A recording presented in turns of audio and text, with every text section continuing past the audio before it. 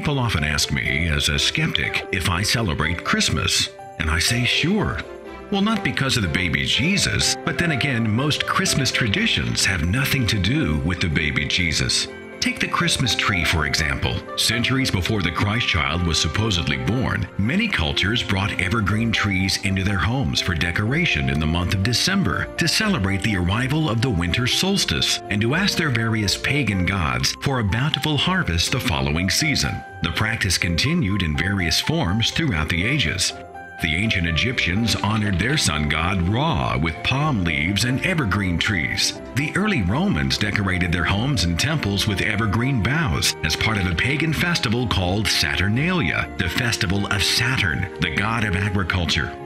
The Vikings of Scandinavia believed that evergreens were the special plant of their god Balder, and they would burn Yule logs and feast until the last ember burned out. The actual Christian tradition of the Christmas tree began as late as the 16th century in Germany, and Christmas trees were still seen as pagan symbols throughout the U.S. until the 1840s.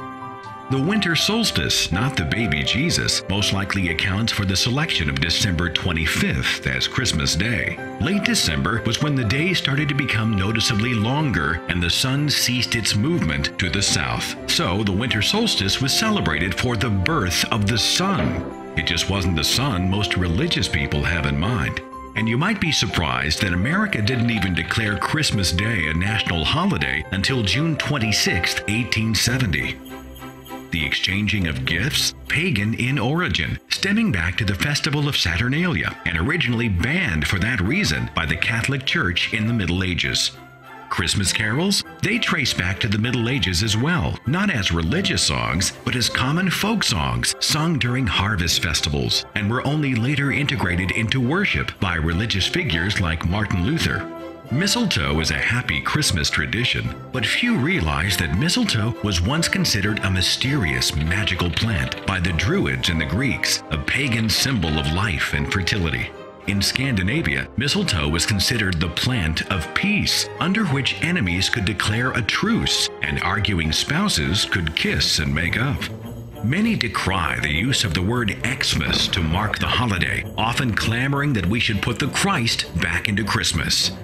Well, actually, Xmas is Christmas. The X comes from the first letter of the Greek word for Christ. And those declaring Xmas a war on Christ are apparently confused. Of course, confusion would be understandable if you tried to follow the biblical account of the Christ child. For example, the book of Luke has Mary and Joseph living in Galilee, but Matthew has them living in Bethlehem in Judea. Matthew chapter 1 says an angel appeared to Joseph, but Luke chapter 1 says the angel appeared before Mary.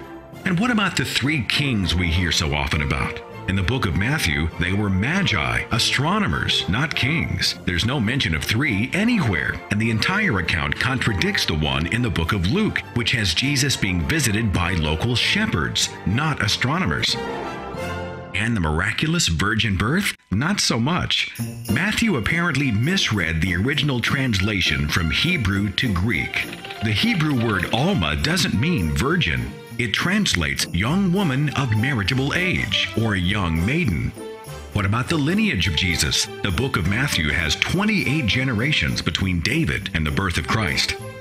But Luke lists 41 generations. According to both Matthew and Luke, Jesus was born on or before 4 BCE during the reign of Herod the Great. But Luke said that Joseph and the pregnant Mary had to go to Bethlehem for a census by Quirinius. Well, that census took place in 6 AD, years later and after the death of Herod. And even if there was a census, it would have taken place in their local tax district, requiring no travel. And Roman tradition was to register only the men, meaning that Mary wouldn't have had to make the journey at all. Matthew says that Jesus' birth took place in a house, but the book of Luke says Jesus' birth took place in a manger because there was no room in the inn. After Jesus was born, Matthew says the family immediately fled to Egypt for several years to escape Herod's wrath, but the book of Luke has them returning immediately to Nazareth. And by the way, no ancient historian or geographer, no other source other than the Bible confirms that the city of Nazareth even existed in the 1st century AD. In fact, the expression Jesus of Nazareth is most likely a bad translation, which means the one of the truth. And the city of Nazareth was likely named much later by the faithful or the opportunistic. The list goes on and on. Ultimately, many of the traditions of Christ's supposed birthday have absolutely nothing to do with Jesus Christ and instead came from other, earlier pagan traditions. And even if there had been a Jesus Christ, as much as I hate to break it to you, unlike the depiction on your yearly Christmas card, because he was born in the Middle East, Jesus Christ was most certainly not white.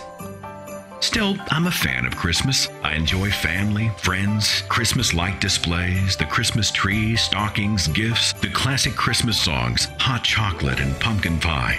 But like many other skeptics, I also celebrate the season knowing that those plastic nativity Jesuses are actually more real than the Jesus they represent. And as millions of Christians erect pagan symbols and practice pagan traditions while defending the Christian Savior story, it's a chance for the rest of us to simply smile warmly, offer them a cup of hot cider, and wish them a Merry, Merry Xmas.